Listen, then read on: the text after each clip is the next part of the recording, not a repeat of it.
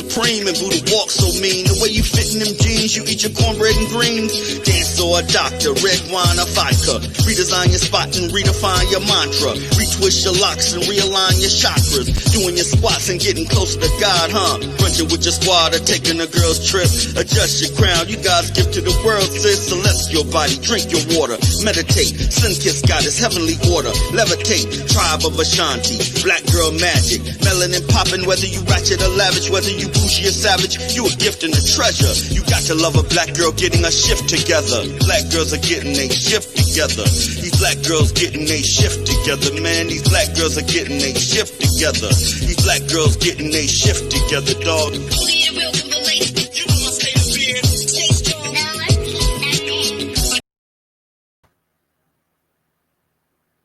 Hi, everyone. Hello. This is Cerita. I already see. This is Ursula with Black Girls Getting Their Shift Together. This is Thanksgiving Eve. So this topic today is so necessary and so needed. But before we get into that, and before I bring on my beautiful guest host, I just adore her. I just want to go over a couple of things.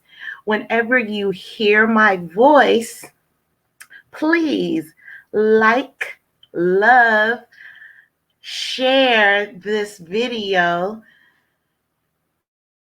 and you can even start a watch party. You know, this is Thanksgiving, so I'm extremely grateful. So, I want more people to log on before I give the big announcement. So if Cerita, if you can hear me, somewhere in between, we'll just kind of do a little pause and I'll go with my announcement. Okay. So hello, Rahima. I love your name. So today's topic is about boundaries and how to set them with toxic family members during this holiday season. But before we get started, once again, please like, share this video right now. This is so necessary. Also, I want you to go on my Facebook page, which is Black Girls Getting Their Shift Together, as well as my Instagram page under the same name. It would be really great.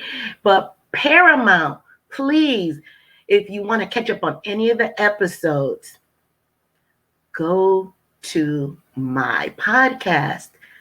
It's Black Girls Getting Their Shift Together, and it is on all streaming platforms, primarily Spotify. If you go there, it'll pull right up. And go to the podcast and stream it. I'm almost at 400 streams already, and this is amazing. So we're gonna get right into it. Let me bring on my beautiful guest right now. Hello, beautiful. Hello, gorgeous. Yeah, I'm amped up today. I see. I'm loving this energy. I love it. How are you today? I am wonderful and very grateful. That's convenient. Hi, that's right. So, like I said, we're going to get right into it, and we're going to talk about boundaries during the holidays. And that was my motivation, because I will say this, at one point in my life, in my adult life, that the holidays were a trigger for me because of how I grew up, and it was just a trigger, and I did not have any tools or appropriate coping skills on how to deal. So that's my motivation for today. But I just want everybody to know that a toxic family member isn't always the drunk aunt or uncle. It can be. And It's not always the relative that's on drugs and stealing things. It can be.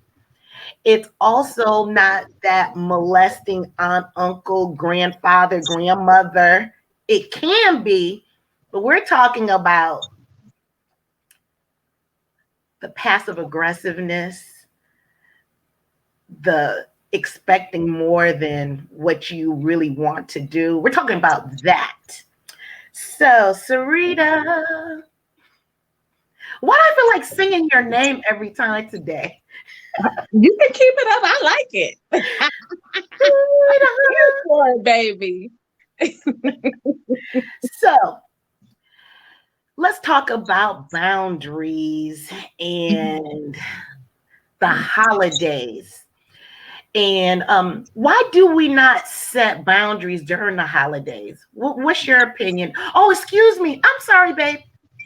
Everyone who you have not met Cerita, I am just feeling myself today. Let me calm down. So Cerita is a therapist. So I have my opinions, and they're just that. But there is a professional that you're looking at. So you can hear what I say, but really take the meat of what she says. So I just want to let everybody know Cerita is also known as the whole therapist. Please go to her page and like and share. And she's on Instagram under the same name. Cerita, I apologize. Well, this isn't our first time, you know what I'm saying? So I get why you so comfortable and you just feeling the vibe, loving this energy. You know what I'm saying? I don't take it personally. I just take it all in love. I got in girlfriend mode before we even in our after show mode. Okay, Ursula. Thank you. So, yes, please. Why are people they feel so guilty about not setting boundaries with family members? Well, I think if people aren't setting boundaries on the holidays, they're probably not setting boundaries at all. And I think the holidays are a trigger because naturally it brings up memories. Like for some of us, the holidays can be a trigger for good things, for good times, for connection and love. And for some of us who have experienced trauma or abuse or neglect or difficult people or difficult parents, it can trigger those same memories, those same experiences. And that really is an indication that there's an opportunity for healing. But it also lets you know it's an indication for how you can better deal and interact or choose not to do so from a place of power, which is boundaries. Wow. So you just coming right out the gate with the gems. I see. Damn. And as a side note, God bless the people who have wonderful wonderful family members who are not toxic. Yes. God bless you. And be in gratitude and thanks, because that's why we had to make a shift, because we had a bunch of shit. Shit. Yes. Exactly. So you all definitely can listen, but this isn't the podcast right now. This is for us who suffer some childhood trauma. But yes, everyone is always welcome. So why are people guilty though? Like, what's the soul of it? Why? Okay, so that's a big question. So let me start out with, people can feel guilty with setting boundaries because, for one, the root cause in a lot of cases is fear. So it could be fear of being shamed, fear of being disconnected, fear of judgment, fear of other people's emotions or anger or being uncomfortable, which still stems back to your own triggers and your own issues. So feeling guilty, especially if you have any kind of codependent tendencies, which means that you get your feelings of love and security and self-worth from other people. So naturally, codependents or people who have codependent traits, they tend to neglect their own feelings, their own needs and wishes in order for basically for others, in order for the greater good. And we see that a lot in children. who experience trauma or dysfunction, or their parents are addicts. So they tend to sacrifice their own needs. And what happens is a part of you keeps you in that role by keeping you caretaking and then feeling guilty when you're not doing. Does that make sense? So if I'm not doing, giving, which basically means I have no boundaries. So if I have no boundaries and I'm doing, and people are, loving me, if you want to call that love, people are giving me attention or rewarding me for doing. If I'm trying to switch all that up, I'm trying to change, not only will I feel the difference and the disconnection and the uncomfortableness and the imbalance, because I'm kind of like, redistributing my energy. I'm taking some of it back instead of giving it all away. Not only will I feel it, but people who are used to siphoning my energy, taking from me, not being required to give what they're receiving, oh, they're going to have some tantrums and some problems. Wow. So does that go back to where a family would label that person, that family member who's deciding to take their power back as a black sheep, or they're tripping, or leave her alone, she's on some others? Is that where that comes from, or that's what that sounds like? I do think that is a form of manipulation on the part of the individuals who or they no longer have that control over the other person. I'm no longer basically leading how you interact with me, how you give to me. So now I'm moving into like a shame. I'm shaming you because you not playing the role. You not doing what you need to be doing for this family. You're being selfish. So that is a way that people can attempt to control or manipulate a person back into not having any boundaries with them. So you abdicate your power to the other person, to me. And if you try to, switch up on me, then you're gonna feel the wrath. Wow. So does that looks like a people pleaser, right? Well, I think it absolutely can show up as people pleasing. I think, though, that when we're talking about family dynamics, like what we call in the therapy world, your family of origin, when you have What does that family, mean? The family of your, origin. your family of origin is the family that you grew up with, like your parents, your immediate family that doesn't necessarily have to be biological, but typically it is, right? But your family of origin is like your first family, your Mm. first experience with family. So we have special ties with them. We have special bonds with them. We have a lifetime of experiences with them. And so people can be reluctant, especially, in toxic, if you grew up in any kind of toxic situation, because the definition of toxic means that there has been a lack of boundaries or chaos where boundaries are concerned. Because a healthy home has boundaries, but what makes a home dysfunctional and toxic is because you ain't got none. You ain't respecting each other. Everybody ain't demanding respect. They ain't talking about respect. I'm not respecting your needs, your wants. I'm not, for children, the children's needs aren't being attended to. All kinds of boundaries not happening appropriately, if that makes sense. It does make sense. So they're saying all of that, but then they are also disrespecting at the same time, but you expect to have the respect given back to you. You know, it's amazing to me because I hear a lot of older adults talk about, well, when we grew up, you respected your elders and you had this standard, but a lot of times they're not respectful. So I think in my opinion, I think there's a disconnect with some people and even in some places in our culture where the idea of respect is really reserved for the elders, reserved for the parents, not for the children. You understand what I'm saying?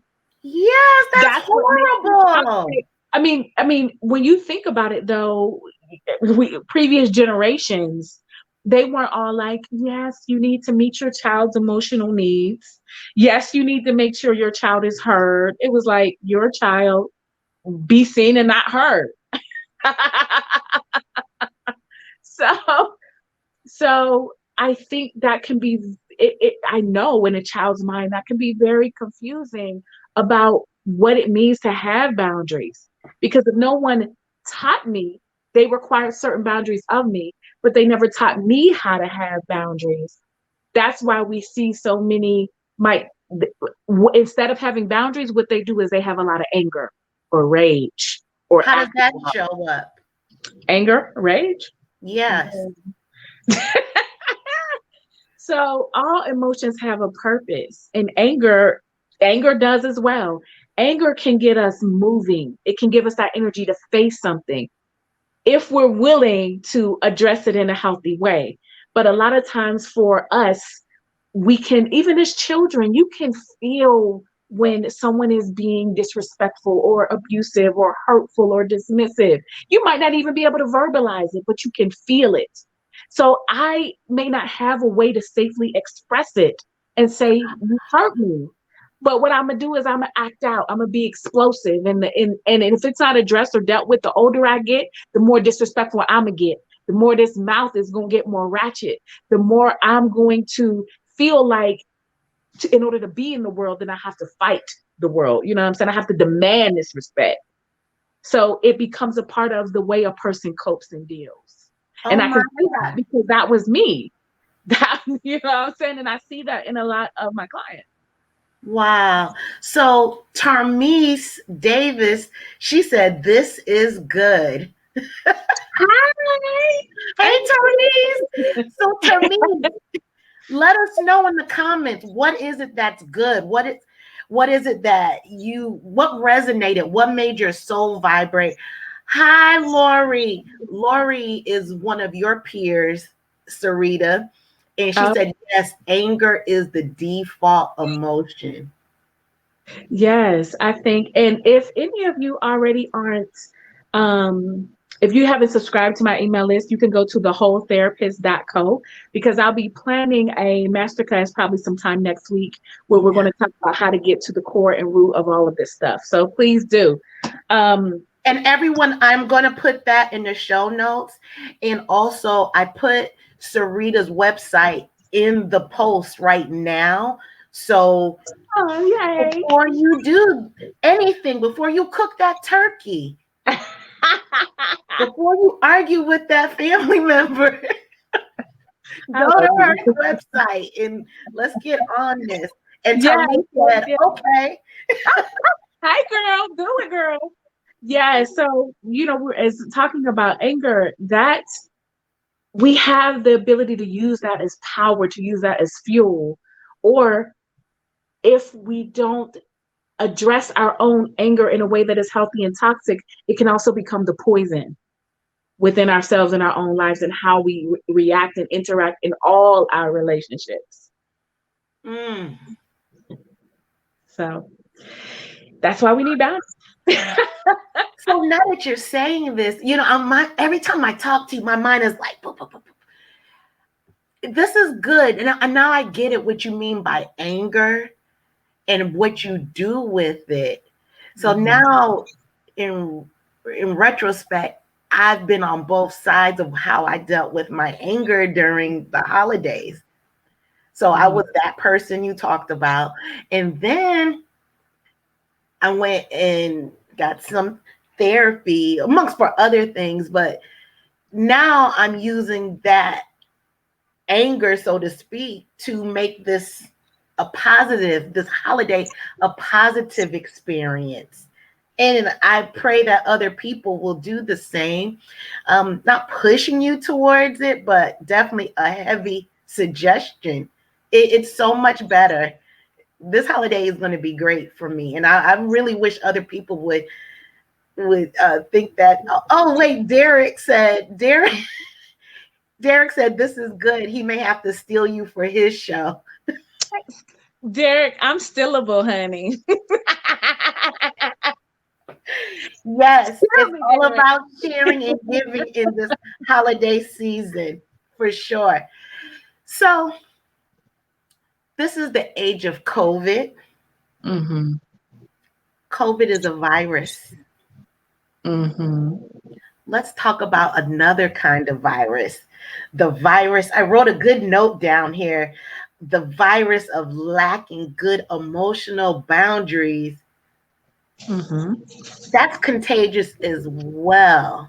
And we don't want to catch that virus, but give us the antidote. Girl, that was a great leader. You good at this, girl. Go ahead. You know, toxicity and dysfunctional is a virus within itself, honey. And I think that you know what? Let me give this book some props since we're here. Boundaries. You know I'm a book. You know I'm a put it closer so people can take a screenshot. Back that thing up. Back it up. Hi, I should know how to do that. I have experience. Okay, seriously, boundaries. But wait, if you do that, you got to look back at it when you back that thing up. You tell it on yourself. I know. Go ahead. Focus. So as I was preparing for the show and not backing it up, I this little passage I have to read because if I said it, it would be just as good, but I figure I'll give them some props. You know what I'm saying? Mm-hmm. A common scenario is this: one spouse or boyfriend, friend, whatever, doesn't have good emotional boundaries with the family he grew up in. That's your family of origin. Then when he has contact with them by phone or in person, he becomes depressed, argumentative, angry, self-critical, perfectionistic, combative, or withdrawn. This is why I had to read this because this part is good. It is as though he catches something from the family of origin and passes it on to his immediate family.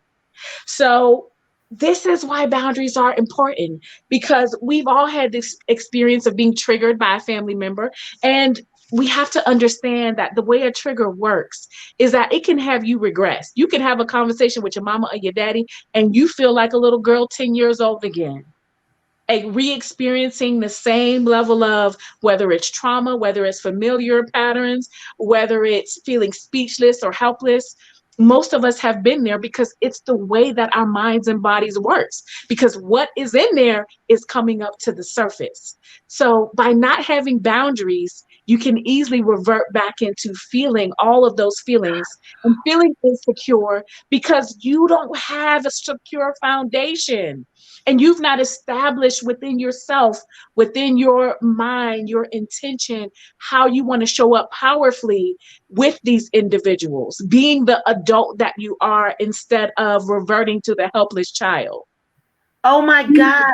So, and you know what? I talked about this before in the last pod I did, how when you do experience that childhood trauma, that ACE, that adverse, that you are stuck where that trauma, when it happened. So it makes sense when you talk to your parents or whoever that you go back into that. And you know what? A close friend of mine, we just talked about this, but I never knew to put it as a virus. She said that whenever her in-laws come, that the dynamics in her family change. So now I'm hearing you, when no boundaries are set, then it's triggered. That's the virus. And a person could revert back to the same roles and dynamics that they experienced in their family of origin. And we do it. Well, there are a few reasons, but we can do it, one, automatically, like you don't think about it. But in our families of origin, our survival, our safety, in however that looked, depended on you playing a certain role.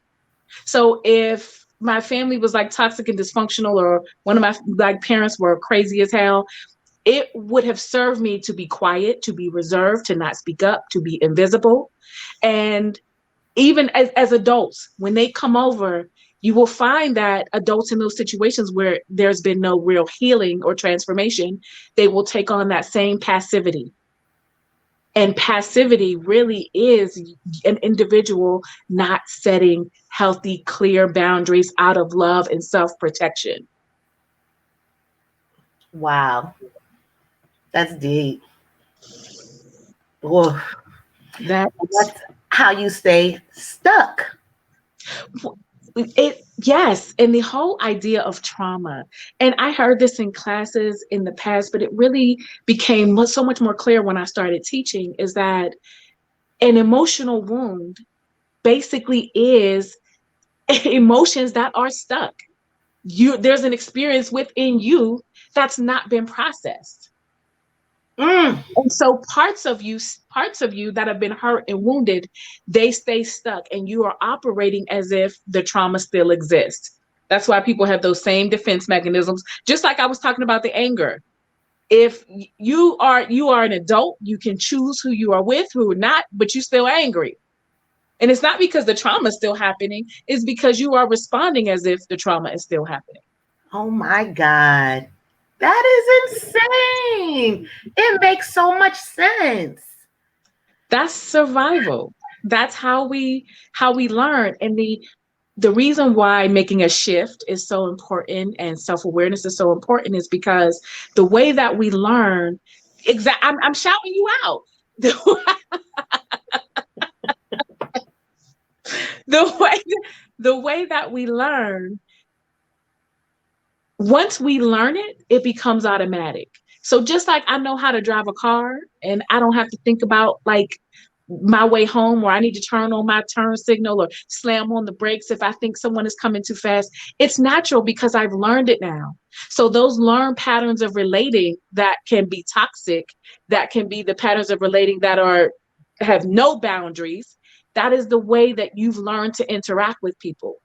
But then we wonder why we attract mates, or we are in our relationships that aren't working. We feel powerless. We feel helpless.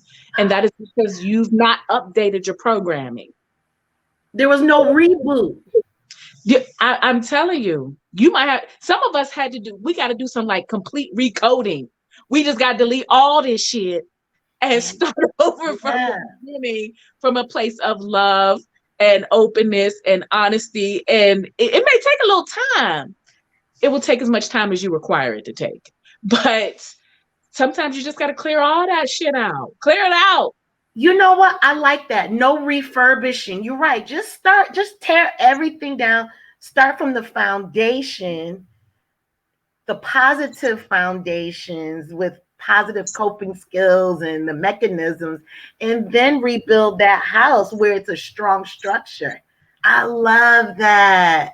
Sometimes you got to do that. And really, that strong structure is you, because you are giving to yourself the relationship that your parents could not. You're giving yourself that sense of security, that sense of love, that sense of compassion and non-judgment, the things that you always needed.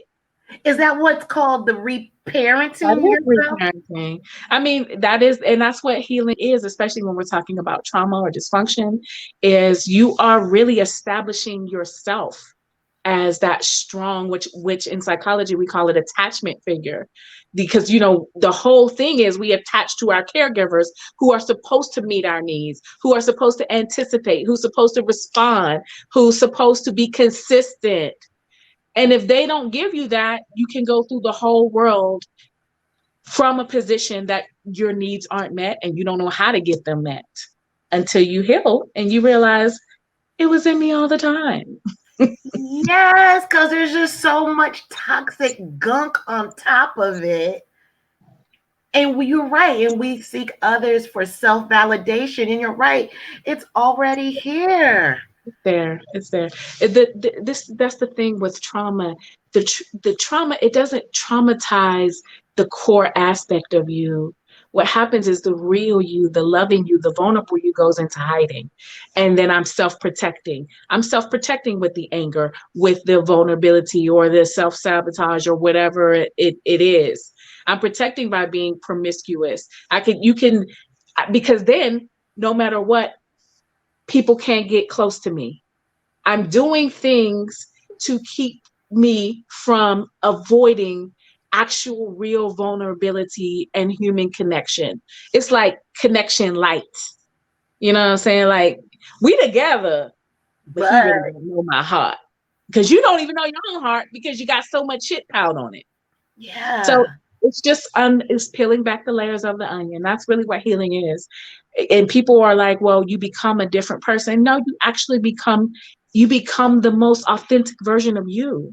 You become the Yes. loving aspect of you, the essence of you. It's not like you have to become someone different in order to heal or in order to set boundaries.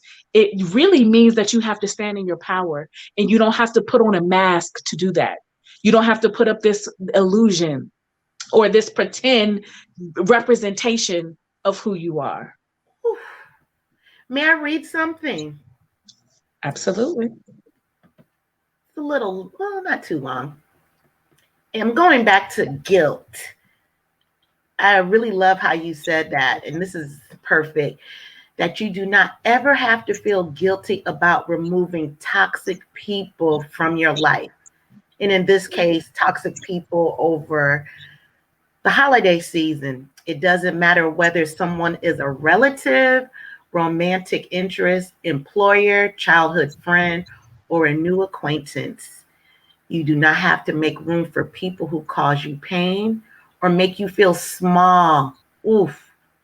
It's one thing if a person owns up to their behavior and makes an effort to change. But if a person disregards your feelings, ignores your boundaries, and continues to treat you in a harmful way, they need to go. Amen. We're done. We can pack the hell up right now. We're done. We're done. Absolutely. If a person does not set boundaries, someone will set the boundaries for you. And you can't get mad at them. See, the way my brain thinks right now, if I see a pattern that's going on, instead of them, you, I need to start looking at myself. What am I thinking? What am I doing? What am I projecting? What am I harboring? What is going on in my soul to keep attracting these certain situations? Girl, don't get me started. They ain't ready. They're not ready. I mean, Well, you know, what you just read basically would give people permission to do what they already wanted to do, what they already felt that they need to do, but they just didn't know how. And that I think a lot of that stems from not being taught how to stand in your own power. Because if that's generally that's how healthy families and healthy children are taught to, it's okay for you to say no, it's okay for you to consent, it's okay for you to, if you don't want to hug aunt or uncle such and such, you don't have to sit on nobody's lap. This you is know, your body, and you're allowed to be responsible for yourself. You're allowed to speak up for yourself. And so understanding this whole conversation about, especially around the holidays, but about setting boundaries is really about people choosing to be empowered in how they relate to others. wow. So let me just read a comment. VB said, yes, there goes those trauma step points. And yes, permission. Mm. Yes, sometimes, we've all experienced it at one point or another where we are waiting for that. Go ahead. Well, I heard you say the word power a lot through this conversation. So you and I talked briefly, and you had mentioned the law of power. So I don't know what that means, and I'm sure other people may not know, but can you just let us know what does that mean and how does it relate towards toxic families or boundaries? So, and this was the actual idea of the law of power come from the book Boundaries. For me, I'm always talking about power because that's what I believe healing is. So this resonated with me because there were some examples given in the book about the differences. So if we're having an argument or a debate and you're yelling at me, I can say, "Stop yelling. You're wrong for yelling." Or I can say, "I see that you're yelling. And if you choose to continue yelling, then I'm going to remove myself. I'm going to hang up the phone. I'm going to have to end this relationship."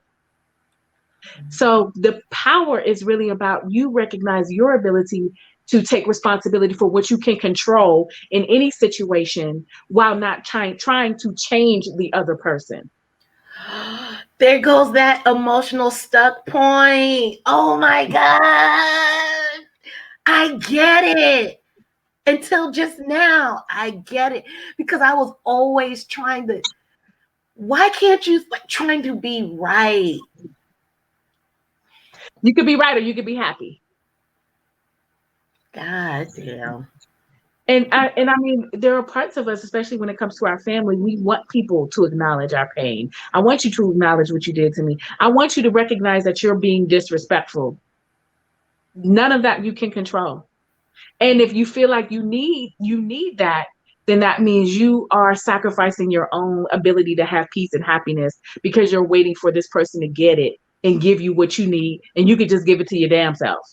You can just say, "Okay, that's what you want. Deuces." Mind blown.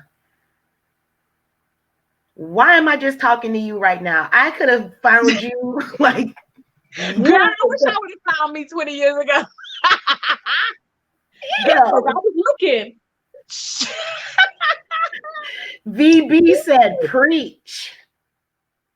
Yes.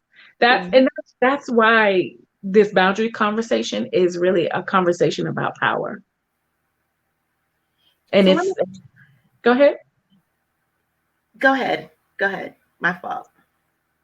I was just saying that this is a conversation about power dynamics, how having the power to determine where you begin and another person ends, to determine how you want to be treated, to determine consequences if someone violates your boundaries. So I have a question. So what are other ways? Oh no, how about this? We're at the dinner table. Okay. During Thanksgiving.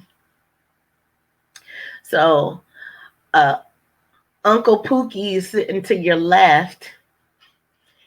He's saying some wild stuff. Okay.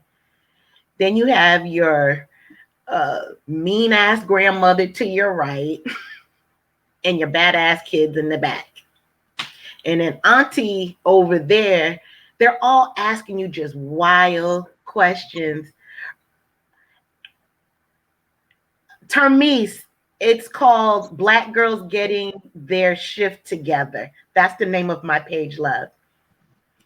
And auntie is saying, why haven't you had kids yet? And uncle chiming in.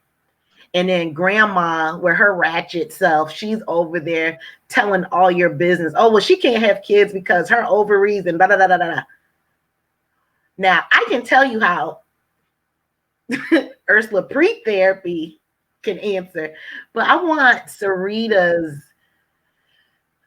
your answer with the boundary set. You gonna give me the hardest, most ghetto, most ratchet ass example? Yes, ma'am. Because it's real. It's not my reality, but it has been at different times. Not that same scenario, but anybody, you put in the comments. You are what's your scenario? It's all just ratchet. It's so dysfunctional. You know, as you were talking, it made me think back to my own experiences, and Trigger. and I'm going to say that for me, while we stand in our power, we also have to be willing to check the temperature of the room. What does that Because mean? so this is what it is. I know that with certain family members, no, it don't matter what I say. If I say, if you choose to do this, I'm going to leave. Well, you can leave then. And so I have to be prepared to honor my own consequence and do what I need to do as much as possible without being angry, because you already knew who the hell you was talking to. You already knew who the person was when you went over there. And so there are situations when we do have to measure and determine how much self-protection do I need to be able to tolerate this damn situation without sacrificing myself. Because you already know, if I'm in a, I got an intoxicated family member, how much reasoning is they listening to? Like all of a sudden, because you're like, but Uncle Joe, I don't appreciate. So it's not that you can't say it or don't say it, but it's also understanding that regardless, you stand in your power, but regardless of the person's response, you don't allow that to shake you. And I'm not saying that it has to be perfect, but for you to understand and really embody the idea of the only person that I can control is me. Because we know how these people are. And in no way do I think that anyone should allow disrespect. Mm-hmm. And even with my own family, that's why I moved away. It's very interesting because I do find myself, or I have in the past, thinking like, okay, I can say this therapist thing, or I can say, bitch. but I recognize that, okay, the quality of my communication is going to determine the quality of this interaction. So I know that I can come at them a certain way and I already know what response I'm going to get. So is that what I'm in the mood for dealing with right now? Is that what I'm in the mood for creating? So I think we do have to understand the dynamics and the capacity. Because some people don't even have the capacity to hear you. They don't know boundaries because they don't have none. They don't respect boundaries because they're too busy fighting with the world and trying to be seen and trying to make a damn point. So I think that going into any situation, there's an opportunity to figure out who you are, where you are, and what is what are your limits with them? What are you willing to tolerate and not tolerate based on what you know of these individuals? And being prepared, because you already know the aunt running her mouth talking about your ovaries. You can say, grandma, auntie, I know you feel like this is a discussion for everyone to have, but grandma, it's not appropriate. And even how you say it can make a big difference. Because if I'm like, why the fuck you telling all my business? That's going to get one response. Or if I say, I feel like you're talking about this, but that's a personal thing that you don't need to be telling everybody my business because you don't want me to be telling everybody blah, blah, blah, blah, blah. I probably wouldn't suggest that because that's petty. But damn. But it's so easy. Really, this whole scenario you gave, that's a damn test. And not a test that you can fail because there's no such thing. But I do think it's a test about your awareness, about your ability to read people and meet them where they are without you sacrificing yourself, and for you to choose whether or not and how you want to participate. So I should say how you want to participate and if you want to participate at all. That was a long ass answer, but it's needed. I really like what you said about pretty much setting your intentions. VB, she made a comment. She said, yes, not only do you know, you anticipate it and prepare. I agree.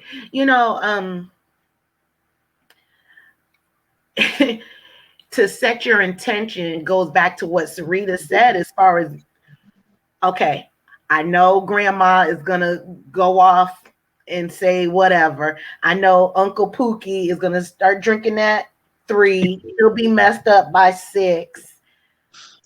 I'm leaving at 7. Or for me, I Right. just don't show up. And I used to feel guilty about that. Not anymore. Well, let me tell you my progression. So first I would go and I would just dread it. I'm like, oh, I hate going. I hate going, but I go. Then I'm there with an attitude. Then that progressed to, you know what? I'm gonna just stay for a couple hours. And then I felt guilty about leaving early. So then it progressed to I already walk in with my purse on my shoulder. Because it's not if it's going to happen, it's when. Now, don't worry about it. Are you coming? No. Affirm no.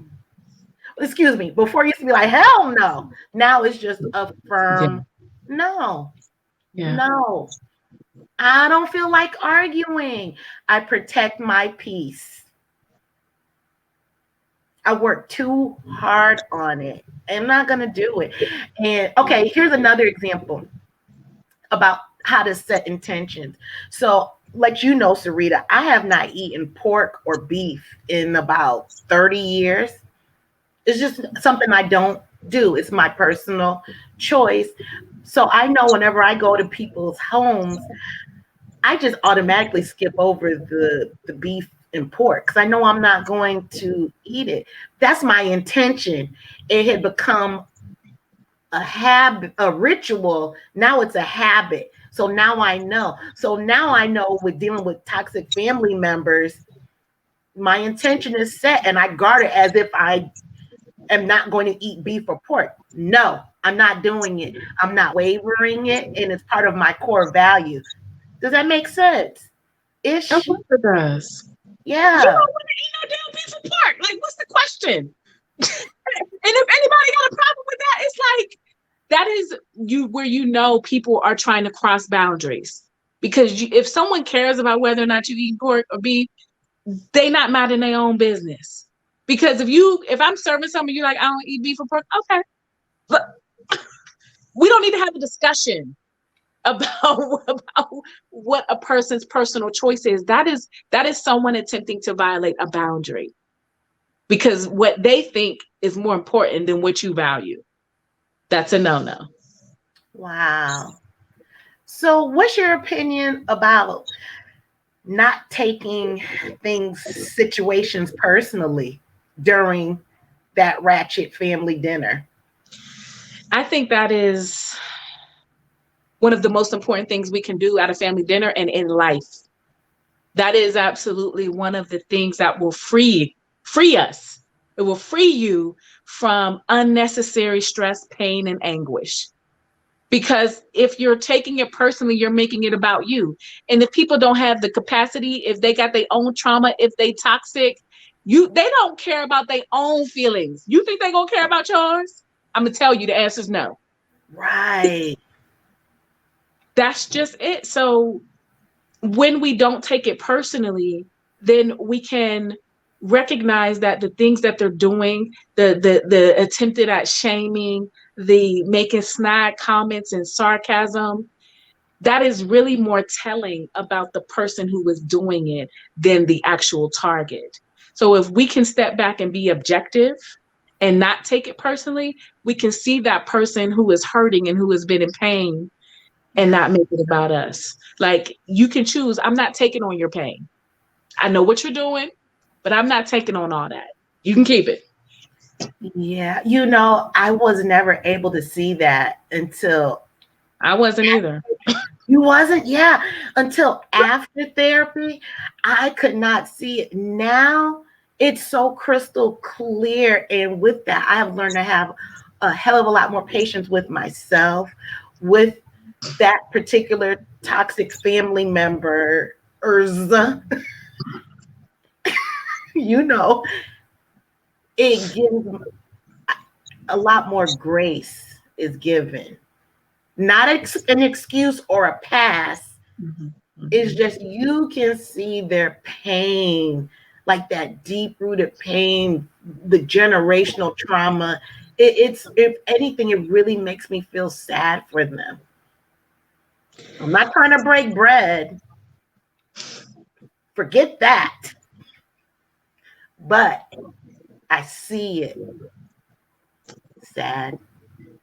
It, anybody who, or let me say, because I was about to say something, I'm like, I don't know if I want to say that. Say it. I Say think, it.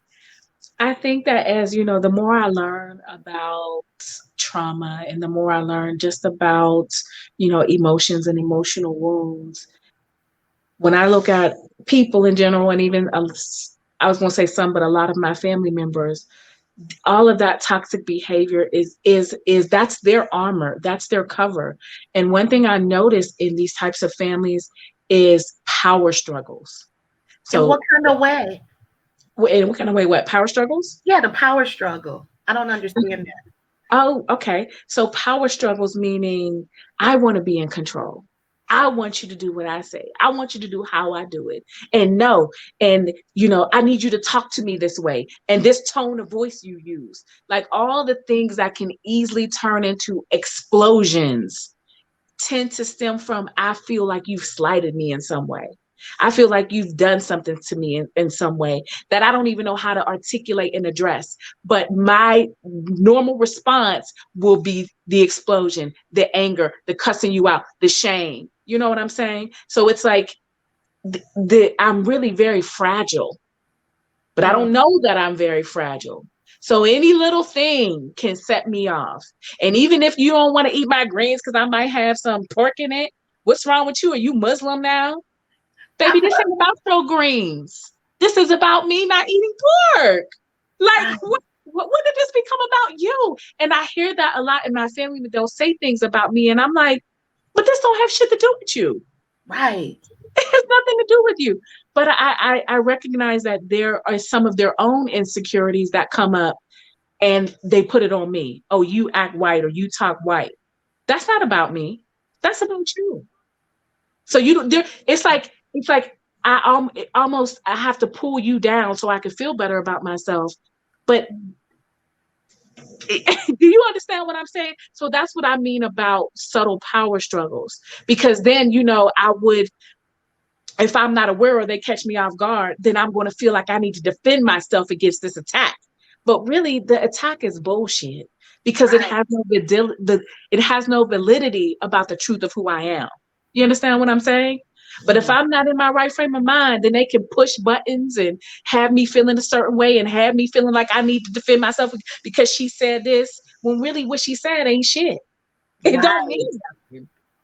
But that's the game that they play with each other all the time, which is why it's dysfunctional. Ooh. Which is why I keep my bag on my shoulder. Goodbye. Not having it. If I even show up, I'm not doing it. I'm so okay with it. No. Nope. That's peace right there. That's peace right there. I mean, I go home. Well, I used to go home a lot more for the holidays because everyone's usually happier. And they're my family, and certain ones I really would want to see. But there will be times where it wouldn't take long, like, yep, I'm going back to Atlanta. Hey y'all. Goodbye. I can't do the extra. So, it's interesting because I feel like for me personally, I've tried, I'm not perfect at it, but I do try to see them as human beings. And if we can connect on a human level, we can connect some basic love and some, we happy to see the kids happy and we can get some laughs. I'll take it. But if we can't do that, then I can stay home. I'm with you. Right. So what do you say to people when family, okay, say you do not want to go to whatever the family function is? Well, that's your uncle, that's your aunt, that's your father, that's your mother. That's not, I don't think that that's right. It's gaslighting. Is it? Well, I think it could be, but I also think that I've seen in the dysfunctional of families, they still try to hold on to the idea of we family. They'll cuss each other out, fight each other, but let me say somebody else in the street was trying to fight me. Girl, you know what I'm saying? They'll be like, I ain't speaking to her right now. Let me call somebody and be like, such and such and such and such. They be like, girl, you know I got you. So I think that everyone's value around family, how they see family, how they adjust to the dysfunction and consider it normal. And for some, and I'm trying to give them the benefit of the doubt. So for some who might say you should come, they've accepted that this is who my family is and this is how it is and we should support. I mean, I might push you out next week, but so what? It's Christmas. We cool today. Yeah, it's like you're wrestling and you're fighting each other, and then it's like ding, ding, ding. Okay, we'll stop. It's Christmas. No, no, no. I don't get that. I cannot. I never could wrap my brain around that. Like I can just shut it off. Like, okay, well, no, I don't like you. I didn't like you Wednesday. I damn sure don't like you today on Thursday. I'm not gonna like you again on Friday. You're toxic. Girl, sometimes I got to get a checkup. Okay, like now, who ain't talking to who? And they laugh because laughter is one of my defense mechanisms. So I will say some crazy shit that I know is true, and they know it's true, and they gonna laugh. So I'll be like, "Give me the update." So what's you ain't gotta give me all the business, but I need to know because if I say we going over such and such house and you like whatever, I don't want to hear all that. Okay, so Right. we gonna go have some fun. But I think that the thing about trauma is that it makes you, or it can make you, highly reactive. And research shows that, and I think I mentioned this before, is that traumatized parents tend to be both overreactive and overprotective. So the way that I'm showing up in the world and the way that I'm, feel like I'm defending myself all the time against all this injustice, that is trauma. But then the parts of me that still wants to be loving and caregiving and be supportive will show up on Wednesday like, it's Christmas, girl. Stop playing. Let me in. Yeah, we're not doing that. No, ma'am. No, no, no. We're not doing that. And that's emotionally abusive. Yeah, it can be, but yes, it can be for the other. That's why you have to have boundaries.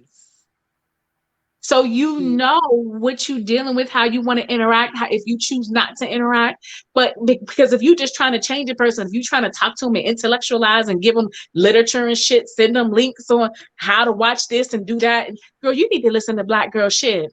You know damn well certain people, she ain't gonna listen to that because she's gonna be like, oh, that's some bullshit. But the other people who are open to the transformation and conversation is gonna be like, oh, I love this.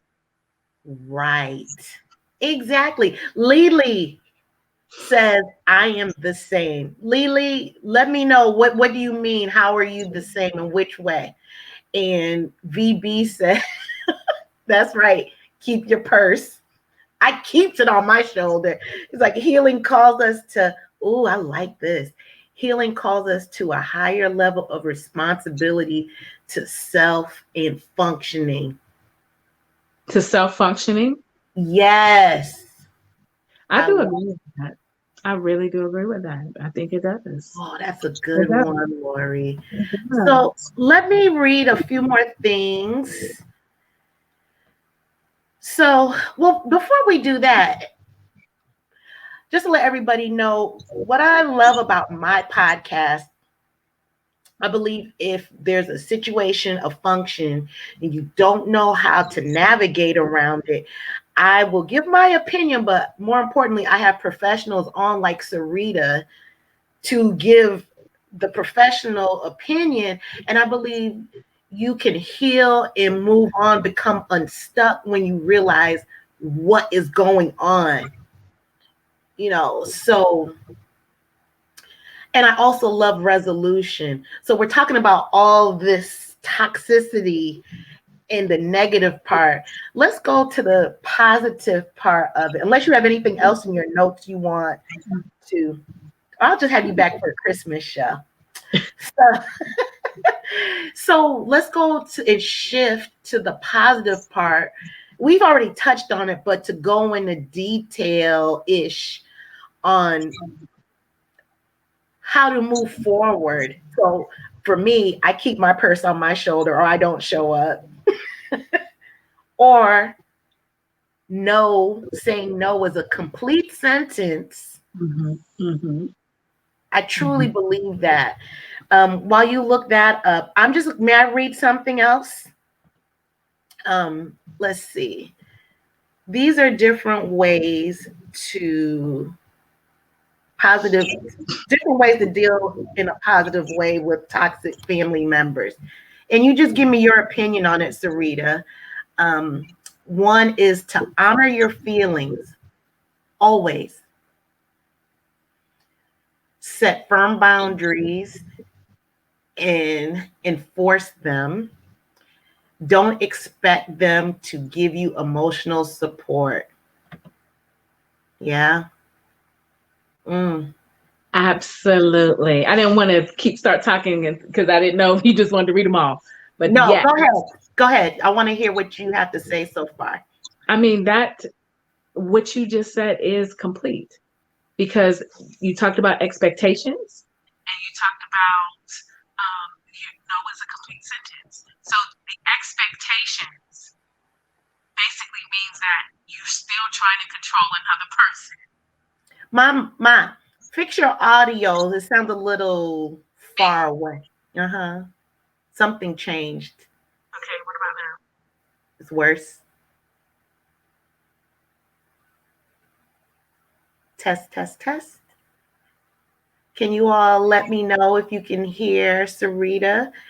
Um, Lily said, if we do not get along, I will not talk to you. Lily has Lily, she's very clear. Can you hear me now? yeah, you sound far away, but Lily, for the win. I get it. I get it. So while you do that, I'm going to just read a couple more. Um, let's see. Oh, I like this one. Do not give in to their demands. What's your opinion? Because if you give in to their demands, that means you're not setting firm boundaries. And then you can't be upset with them, right? You have to be upset, or I hate to say upset, but you have to look at yourself, correct? I think you always have to look at yourself because if someone is demanding that you do or act or be, that means that they're requesting or they are soliciting your power. They're saying no. It's not about you and your boundaries. This is what you need to be doing. Right. Not good. Oof. Something else. So, what other positive ways would you say? I would say that regardless of what it is that you choose, be okay with that. Like, I could give you a bunch of advice, but you have to choose what's best for you. And even as you like you talked about your experiences and your steps of growth, the way that you responded changed as you grew. And It I'm did. just here to say that's okay. Because if in the beginning the only thing I can say is hell no, because that's the only tool that I have, use your damn tool. Like, I'm not here to say you have to do something a very specific way. I encourage you to do it in a healthy way. But I think most importantly, the purpose is for you to stand in your power. I love that you keep saying stand in your power. The word power just, it resonates so well. Uh, let's see. I'm reading this quote by Robert too. He said, I love this. It's amazing how quickly things can turn around when you remove toxic people from your life. I think, is there a problem with, can you hear me now? because I think there's Yeah. something going on with my internet because there's a delay. Something's happening. But let me say this. Toxic relationships cause stress. It can cause enormous amounts of stress. And we know through research that stress can kill. I don't even know what else I gotta say. I love that you said that. And so, for who all are listening, if you go back to my podcast on Black Girls Getting Their Shift Together, I had Dr. Adeza, and she is a medical doctor, she's a physician, and she talked about how stress can kill. It may be a slow death, but it's going to happen. It's you staying in toxic relationships. It requires you to shut down the emotional and rational centers of your brain so that you can continue to function in all the poison and all the bullshit. But the alarms are still going on. The stress hormones are still going on. And so most of the diseases that especially Black women, like, heart disease, all that, diabetes, has links to stress. So you got a choice in And who so, you deal with and how you deal with them. Go ahead. right.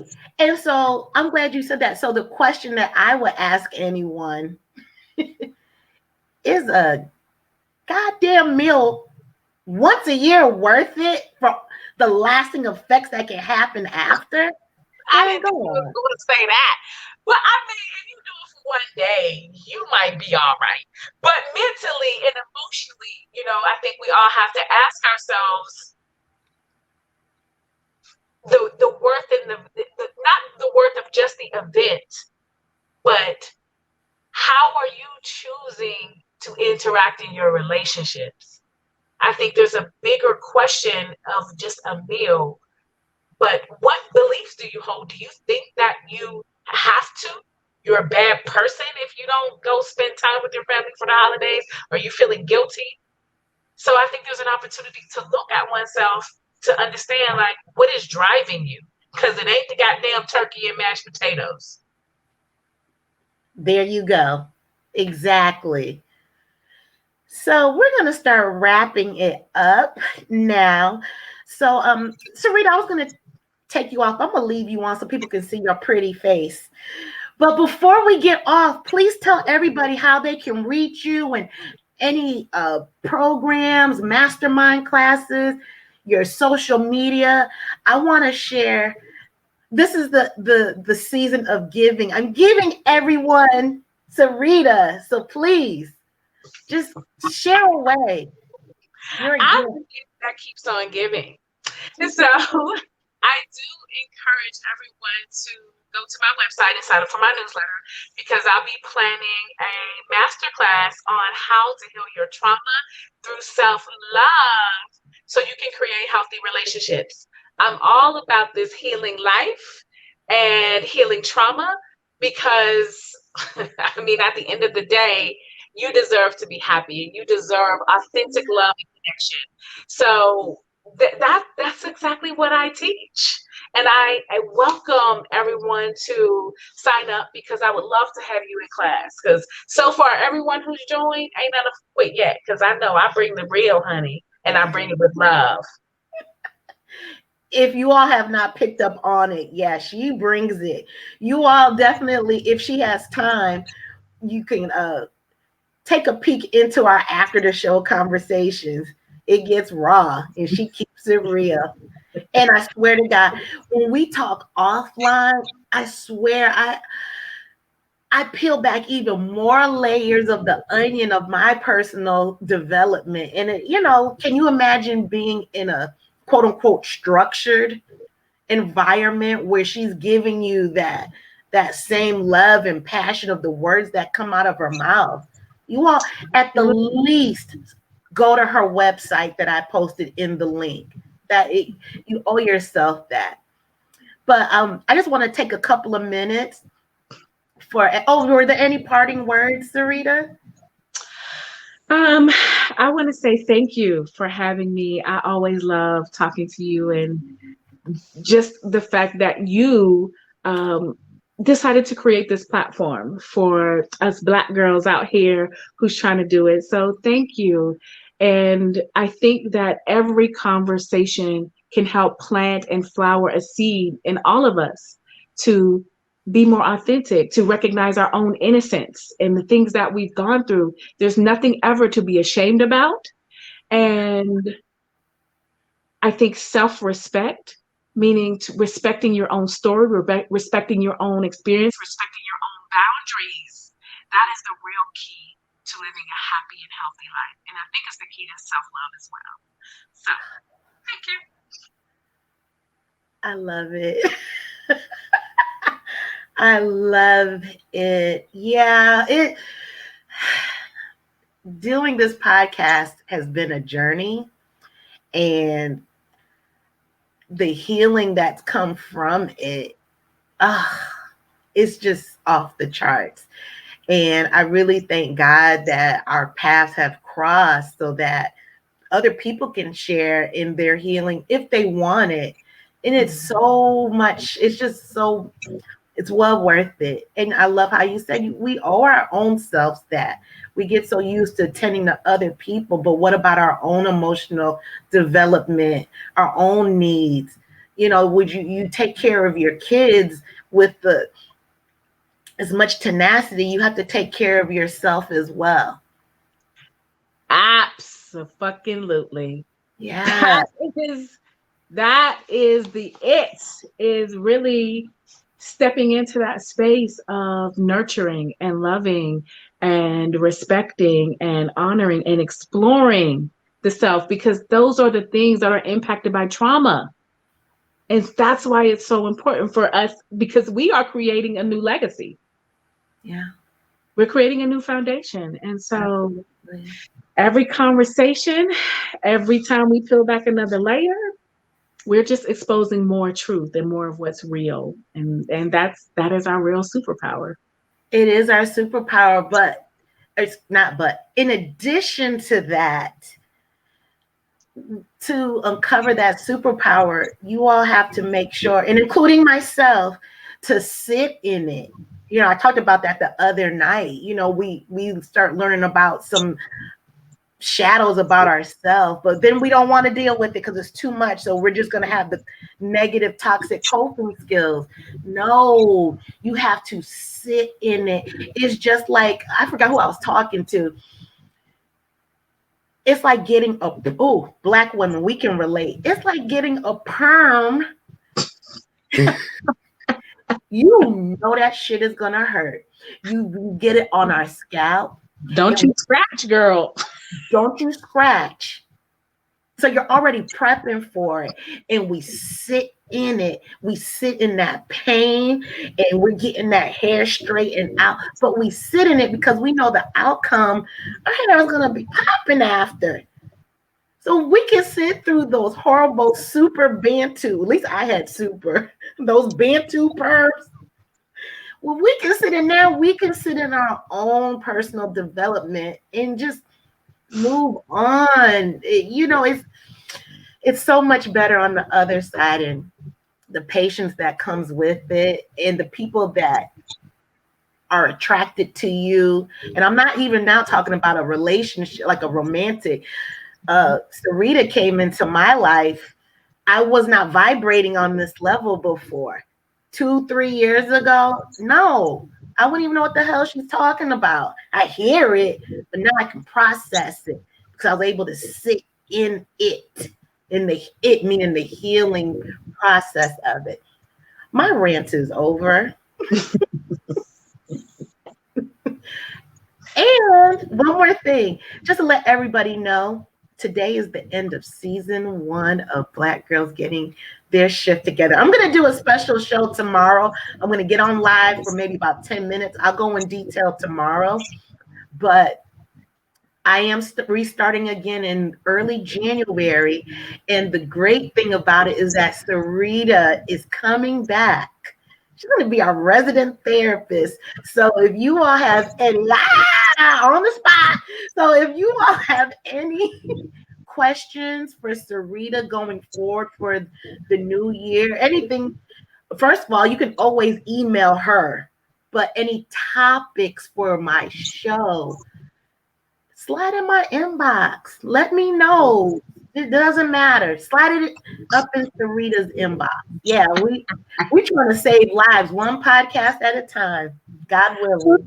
Oh, absolutely. So look at that Absolutely. pretty face of hers in early 2021. Can't wait. All right. Thank you so much, everyone. Thank you for watching. You know, we love you and happy Thanksgiving. Make it a peaceful one. Okay. Yes, definitely a peaceful and loving one. And the amount of people sitting at your table does not determine how much you are giving or getting love. You give it to yourself. Amen. Okay. God bless. Thank you, everyone. Have a great, beautiful holiday. I will see you tomorrow at 11 a.m. for the official end of season 1 of Black Girls Getting Their Shit Together.